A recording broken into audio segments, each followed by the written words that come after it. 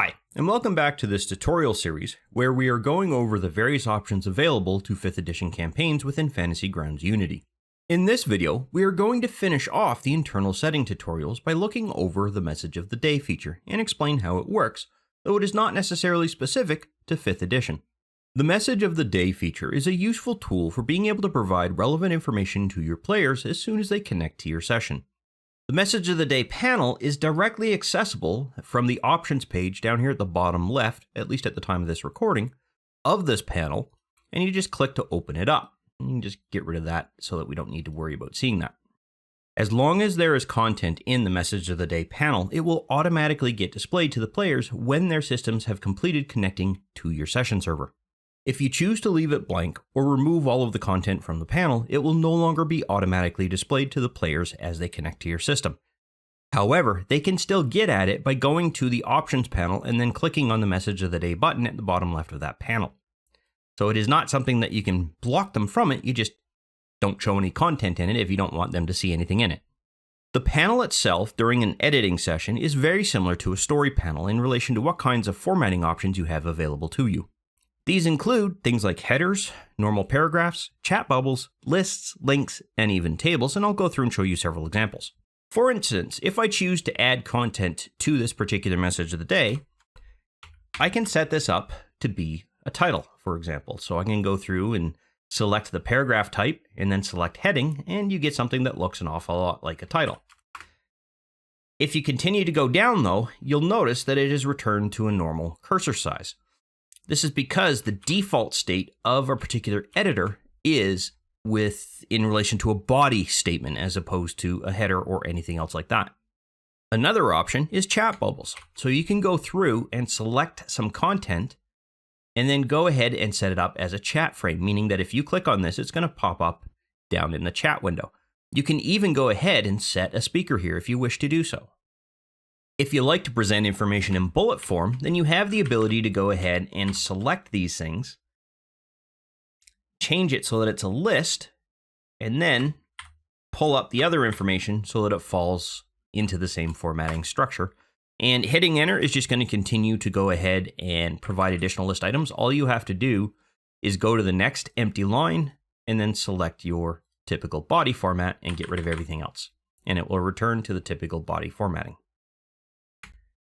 I can even create a link, meaning that I can go ahead, create this as a link, and you'll notice that it creates a blank link reference here. What I can then do is go ahead and just drag and drop anything into that particular link there, and then when players click on that, they will be able to open that particular image as long as it's available to them, meaning it's been shared. And again, when you hit the Enter key after assigning something to a link, it will default to a link format for the next element as well. So what you will want to do once again is just simply return it to a normal body type in order to be able to clear that out. The next thing that you have available to you, and in fact the last thing that you have available to you, is a table. And it's a little bit trickier to do because what you want to be able to do is create a table and then go through and either subdivide it so you can add cells so that you have 2 columns. You can go ahead and create a 3rd column, so on and so forth. And then you can adjust the spacing that that particular column is going to use in relation to its spanning of this particular set of fields. For example, I'm going to go header 1 here.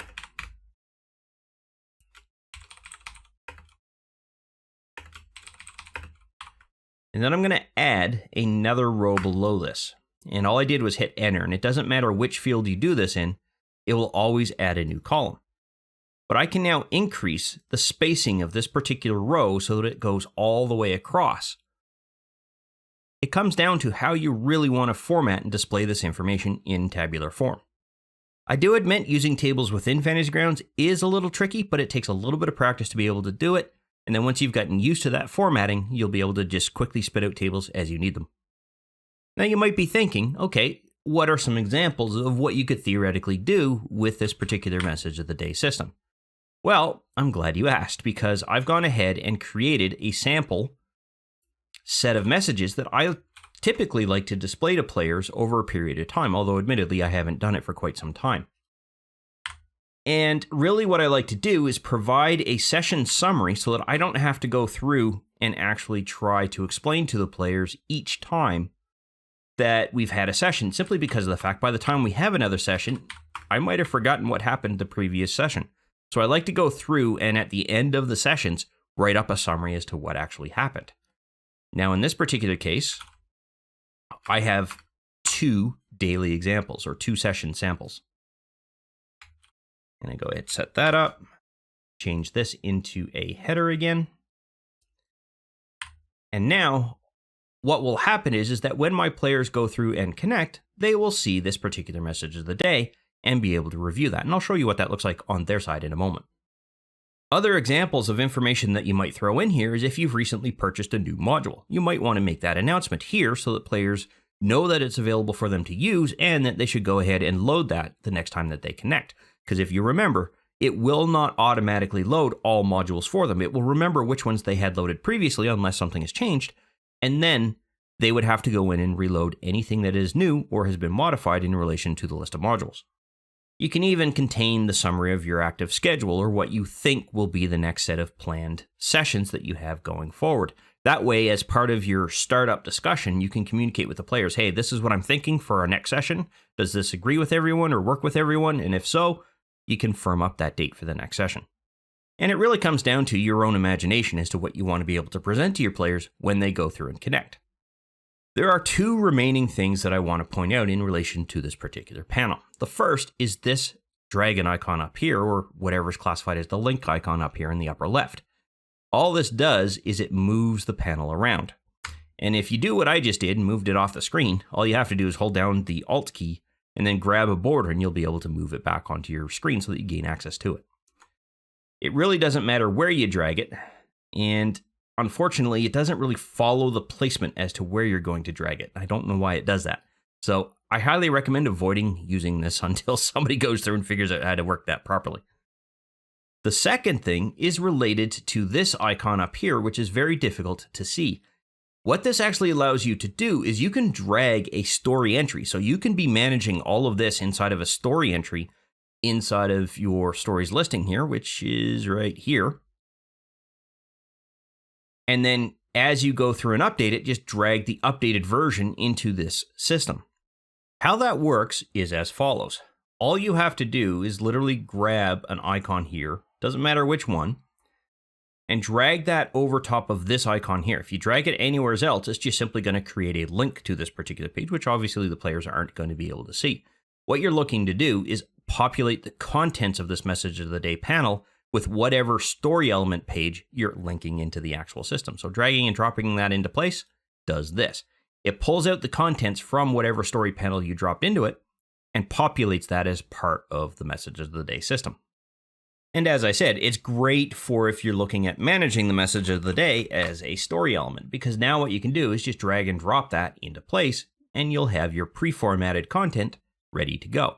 So when you go and have your next session, you complete that, you write up your summary, you just drag and drop the replacement into the message of the day panel, and away you go. What this is going to look like on the player side of things is simply pre-formatted text. They don't have the ability to edit it. There's no option to replace it with any kind of content in any way, shape, or form. It's literally a read-only format for what they're going to go see, thus ensuring that the content that you put here remains as you've defined it.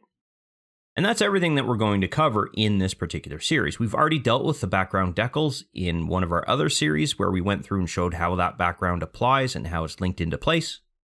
And the token lights button down here is going to be covered in a brand new updated version of the token vision and lighting series so that I can go through and bring everything up to date in relation to the feature as it stands today.